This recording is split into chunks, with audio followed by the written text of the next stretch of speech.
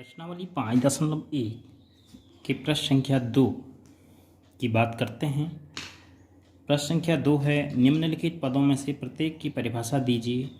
क्या इनके लिए कुछ ऐसे पद हैं जिन्हें परिभाषित करने की आवश्यकता है? वे क्या हैं और आप इन्हें कैसे परिभाषित कर पाएंगे? पहला है समांतर रेखाएं। तो समांतर रेखाएं हम किसे कहते हैं? वे रेखाएं जो दोनों ओर बढ़ाए जाने पर, बाईं तरफ या दाईं तरफ कहीं भी उनको बढ़ाएं तो किसी बिंदु पर न मिलें, समांतर रेखाएं कहलाती हैं। तो चूँकि हम किसी भी रेखा को अनिश्चित रूप से दोनों तरफ बढ़ा सकते हैं, एक शांत रेखा को, तो अगर हम उसको बाएं और दाएं तरफ ओर बढ़ाते हैं दोनों रेखाओं को, वे दो रेखाएं हैं अब, और कहीं नहीं मिलती हैं आपस में, तो उनको हम समांतर रेखाएं कहते हैं। ऐसा आप बहुत सारे एग्जाम्पल अपने आसपास देख सकते हैं। जैसे आप अपने कॉपी के दोनों किनारे देख लीजिए, आप अपनी किताब के दो किनारे देख लीजिए।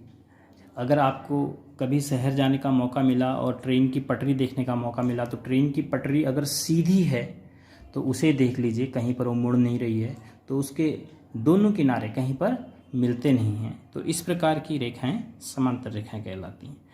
अब इस समांतर रेखा को परिभाषित करने में हमारे पास क्या कोई अपरिभाषित पद मिले? हाँ, वे रेखाएं, रेखा क्या है? जो दोनों ओर बढ़ाए जाने पर किसी बिंदु, रेखा और बिंदु, इसमें ऐसे पद हैं जिनको परिभाषित करने की आवश्यकता है।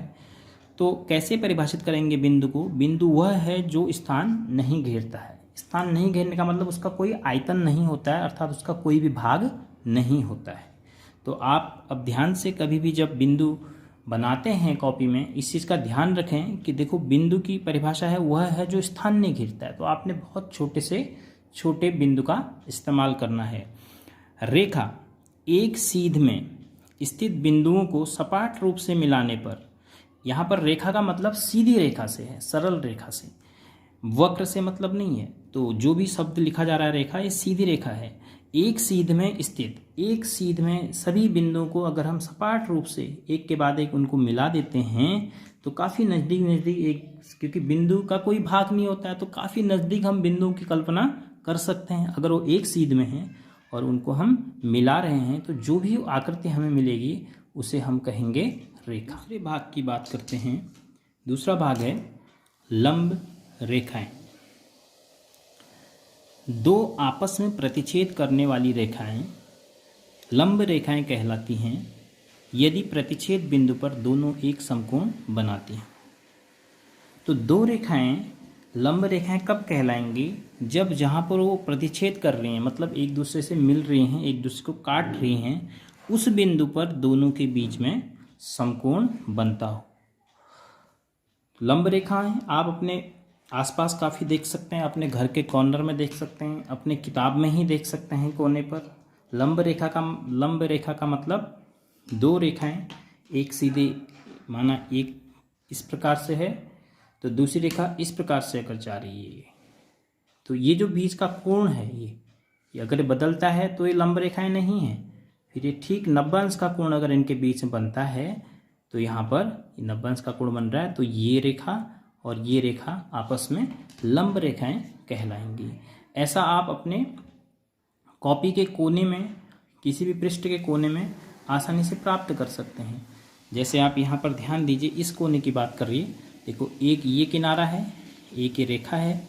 किसी भी पृष्ठ का किनारा रेखा होता है, तो एक दूसरा किनारा ये है, यहाँ पर ये दोनों मिले तो दोनों के बीच में एक समकोण बन रहा है, इसलिए ये दोनों रेखाएं आपस में लंब रेखाएं हैं। अब इसमें अपरिभाषित पद क्या है? एक बिंदु है, फिर से प्रतिच्छेद बिंदु, और दूसरा समकोण बनाती हैं। समकोण का मतलब अगर आप कोण को मापते हैं और उसका मान 90 अंश आता है, चांदी से आप अगर मापते हैं और 90 अंश कोण का मान प्राप्त करते हैं तो उस कोण को हम क्या कहेंगे? समकोण। का भाग है रेखाखंड।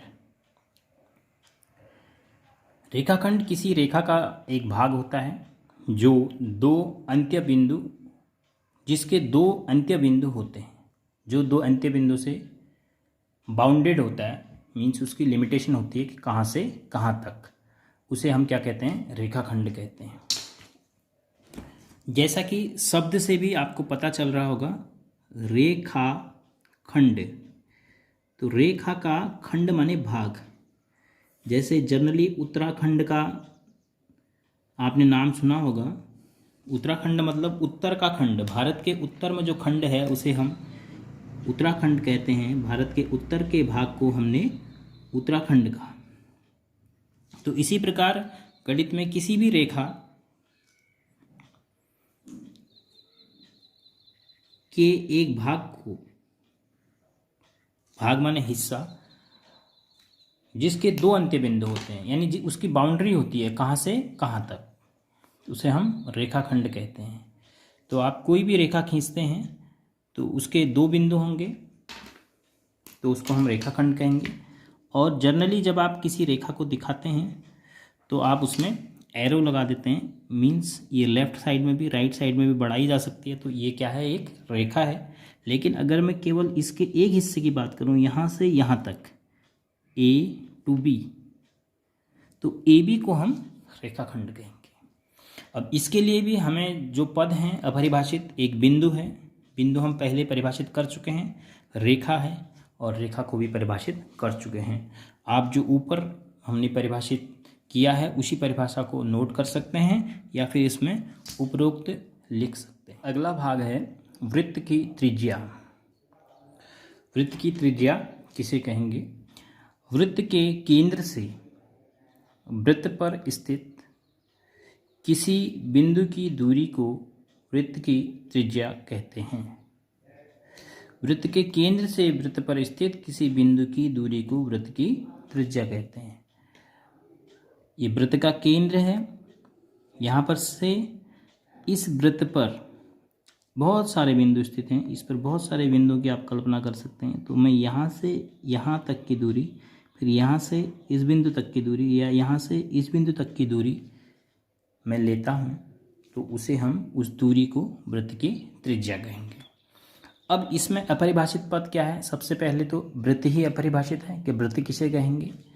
किसी तल पर स्थित किसी एक स्थिर बिंदु से, इसको मैंने फिक्स कर लिया, स्थिर है, समान दूरी पर। देखिए यहाँ से 3 सेंटीमीटर दूरी पर ये है, यहाँ से फिर 3 सेंटीमीटर दूरी पर दूसरा है। जितने भी यहाँ से समान दूरी पर हैं उन सभी बिंदुओं को मैंने मिला दिया, तो जो आकृति बनी है इस आकृति को हम क्या कहेंगे? वृत्त कहेंगे।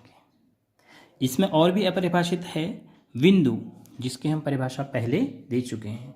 और अगर वृत्त का केंद्र की बात करी जाए तो जो हम परिभाषा दे रहे हैं वृत्त में, ये जो स्थिर बिंदु है, इस स्थिर बिंदु को ही, स्थिर बिंदु जो हम लिख रहे हैं, इस स्थिर बिंदु को ही क्या कहेंगे? वृत्त का केंद्र कहेंगे। तो ये जितनी भी शब्दावली थी इनको हमने परिभाषित करने की कोशिश की यूक्लिड ज्यामिति के परिप्रेक्ष्य में। तो आगे के प्रश्नों को हम अगले वीडियो के माध्यम से आप तक पहुंचाएंगे। लगातार इसी प्रकार प्रश्नों का हल प्राप्त करने के लिए आप चैनल को सब्सक्राइब कर लें, जिससे कि, और बेल आइकन के बटन को प्रेस कर लें, आपको नोटिफिकेशन प्राप्त हो जाएगा और हर बार जो नई वीडियो होगी उसका नोटिफिकेशन आपको मिल जाएगा। तो फिर आप आसानी से उसको डाउनलोड करके या सीधे ही देख के पढ़ाई कर सकते हैं।